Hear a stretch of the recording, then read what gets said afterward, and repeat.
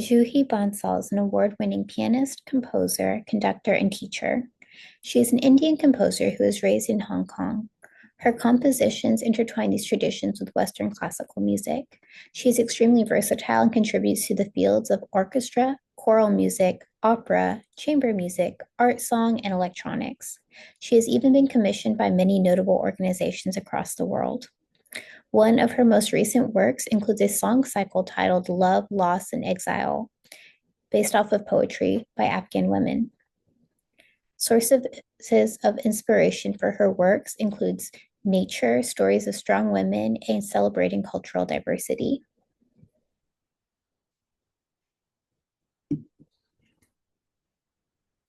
Juhi Bansal composed a set of pieces titled Travels, which were published in 2022.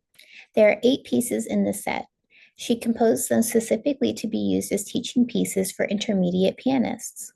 A really unique feature of this set is that it was inspired by the beauty of the national parks. Each piece captures the beauty and magic of these incredible landscapes, with each one being named after the park that it is depicting. Mirror the Stars, which was named for Big Sur, is the first piece in this set. This ethereal piece truly makes the listener feel as if they are gazing up at the mystical beauty of the stars that are glimmering over Big Sur at night.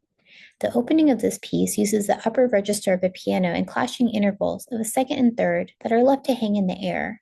The tonal center doesn't sound as certain as we think, but this adds to the atmosphere in which nothing is grounded, but everything is suspended. The eerie theme continues until the second theme of the piece is introduced in measure 12. This particular section has an interesting dialogue between the right hand and left hand. The right hand seems to pose a question or simply ponders one, and the left hand comments back in quarter notes. Eventually, the right hand climbs further up the register to ponder the same question. However, the left hand adds quarter notes to its response and becomes more insistent than before. It continues to counter the right hand until they converge back together in measure 21, returning to the initial shared legato theme. Further down in measure 34, the left hand embellishes the counter melody it had been working on earlier in the piece.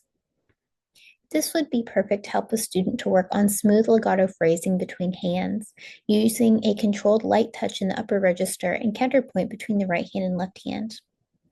In the introduction, the student would want to play slowly and with a full tone at first to ensure that all notes are sounding in the higher register. They may also want to practice blocking their seconds very strongly so that they are sounding evenly. Then they could experiment with using a lighter touch and one gliding gesture between hands in order to have a seamless connection. In areas such as in measures 26 through 33 and 34 through 39, it is important to bring out the left hand so that we can hear how the two parts interact with each other. The student could practice this by tapping the appropriate finger numbers in each hand to get comfortable with the independent parts, and could also practice one hand while singing the other.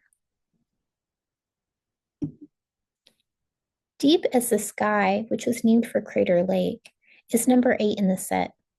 Bansal uses rippling 16th notes in the right hand to create a light texture that reminds us of swift moving water.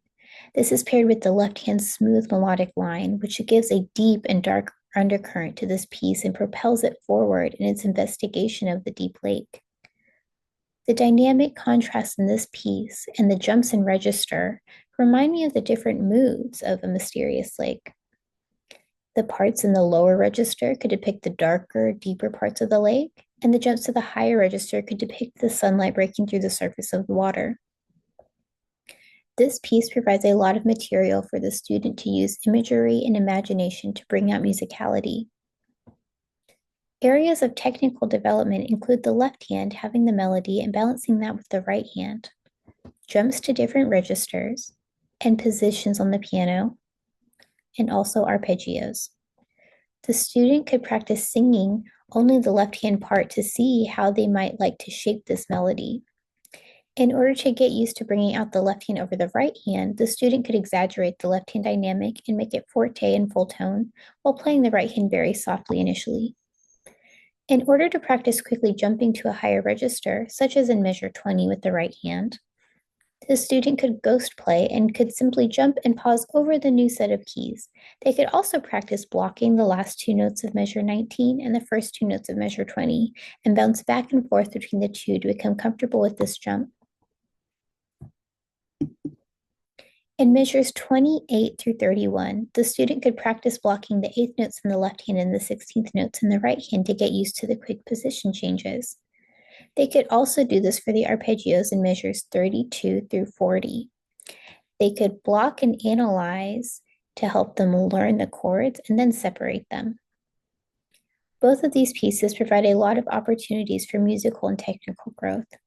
One of my favorite things is that these pieces help students to use their imagination by way of the beautiful imagery and ideas. And then this can help them create a specific atmosphere in their playing. I will now perform these two pieces.